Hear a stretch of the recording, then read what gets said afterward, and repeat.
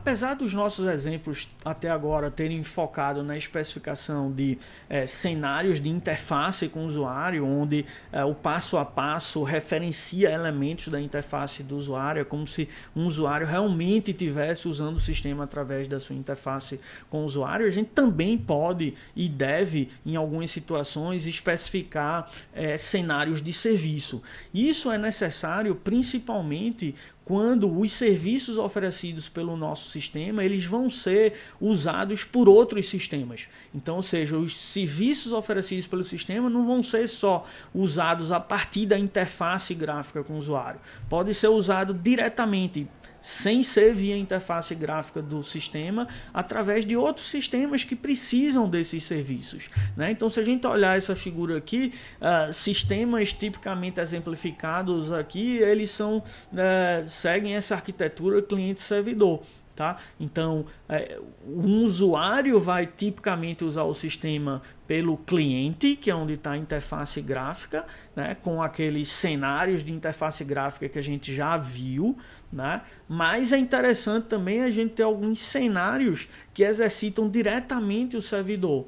Tá? E aí, nesse caso, quem usaria direto esses serviços do servidor seriam outros sistemas, né? Então, interação entre servidores, entre sistemas diferentes. Tá? Então, a gente pode e deve também especificar esse tipo de cenário que exercita diretamente os serviços oferecidos pelo servidor. Então, aqui está um exemplo, né? Então, dado que o aluno está armazenado no sistema com 3 notas MPA, certo? Quando eu peço para o sistema calcular a média do aluno, o sistema retorna 7. E o aluno ainda continua armazenado no sistema com as mesmas notas que ele tinha antes.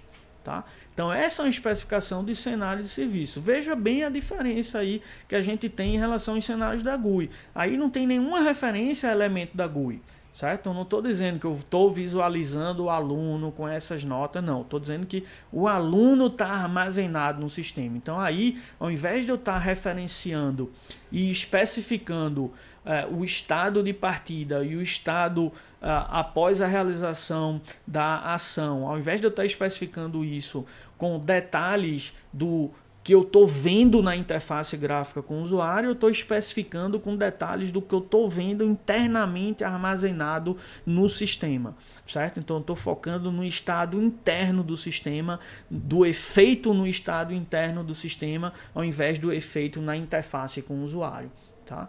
E se meu sistema vai ser usado, por exemplo, pelo SIGA, por um outro sistema, para ter acesso às notas que eu dei para os meus alunos, então eu preciso justamente dessa funcionalidade para saber que o meu sistema Teaching Assistant vai estar funcionando bem, não só quando um usuário acessá-lo pela interface gráfica, mas também quando o SIGA acessá-lo diretamente através dos seus serviços. Ele vai computar a média corretamente nas duas situações. Então, por isso que eu estou capturando essa funcionalidade aí. Nem sempre é necessário, se o nosso sistema não fosse nunca ser usado por outro sistema, nunca ser usado pelo SIGA, a gente não precisaria especificar esse tipo de cenário, poderia focar apenas nos cenários de interface com o usuário.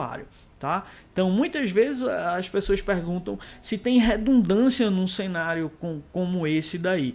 De certa forma tem, porque a funcionalidade é a mesma que a gente está testando, estava capturando antes nos outros cenários, que é a funcionalidade de cálculo de média.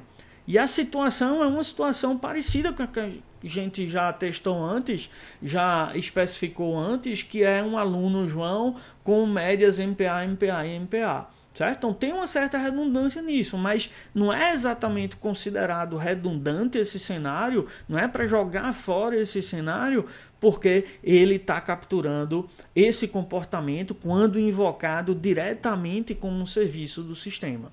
Tá? Então, pode ser que tivesse um erro aí no servidor no cálculo dessa funcionalidade, mas a interface gráfica estivesse mascarando isso, certo? Então, esse cenário é importante porque a gente precisa ter certeza que a interface gráfica não está mascarando nenhum problema eventual que o serviço possa ter. Por outro lado, também é importante porque o cenário que a gente tinha da interface gráfica, ele só amarrava o que é que tinha que acontecer na interface gráfica, o que é que teria que ser visualizado, mas ele não garantia, por exemplo, nada do que acontece internamente lá no sistema, lá no servidor, certo? Então isso daí ajuda nesse ponto também, tá? Por fim, veja que o último passo aí, ele meio que repete o primeiro, certo? Então, mas isso não é considerado uma redundância, que o primeiro determina o estado inicial. O estado inicial, internamente eu tinha isso. E o último passo aí está garantindo que após a ação, o estado interno do sistema vai ser o mesmo, porque isso só foi um cálculo de média. Então, o cálculo de média não altera as notas internas que a gente tem armazenada no sistema, certo? Mas a gente precisa adicionar o passo porque a gente precisa verificar isso. Por mais óbvio que o cálculo da média não deva alterar as informações armazenadas, pode ser que um desenvolvedor implemente essa funcionalidade de forma errada, que altere, né, sem ele perceber uma dessas notas. Então, daí a importância da gente colocar no passo essa exigência. Depois, isso vai ser um teste que vai pegar o bug, né, se o desenvolvedor que implementou essa funcionalidade pisou na bola por algum motivo e terminou alterando notas internas. Certo? Sem esse último passo, o nosso teste seria mais fraco, não pegaria essa situação. Tá? Então, apesar dessa operação de cálculo da média não dever, né, alterar as informações armazenadas, isso não implica que ela não altera. Então, por isso, a gente não pode assumir que ela não altera, a gente tem que justamente verificar isso daí. Tá? Aqui tem um outro exemplo de cenário de serviço. Então, dado que o sistema não tem nenhum artigo com um determinado título aí, quando eu crio esse artigo com um determinado arquivo PDF, né, depois disso eu confirmo que aquele artigo está lá armazenado dentro do sistema. De novo, nenhuma referência a elemento da GUI, nenhuma referência ao que é visualizado ou deixa de ser visualizado na GUI, só referências ao estado interno do sistema. Né? Então isso é resumido nesse primeiro ponto aí.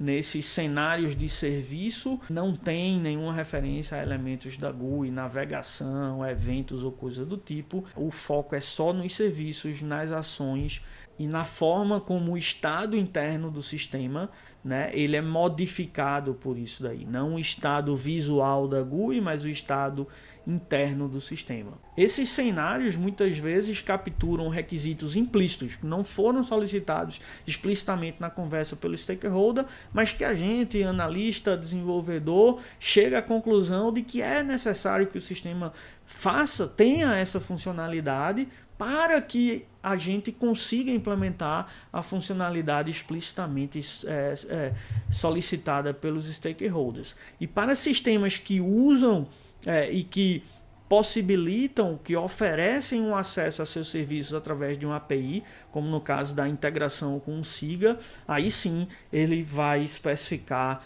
um requisito explícito. Então, muitas vezes esses cenários de serviços são usados para especificar requisitos implícitos, mas algumas vezes para especificar requisitos explícitos, né? Nessa situação que a gente viu de que o sistema vai ser acessado a partir de um outro sistema, né? Então, é um complemento dos cenários de interface com o usuário, né, que é bastante interessante a gente ter também.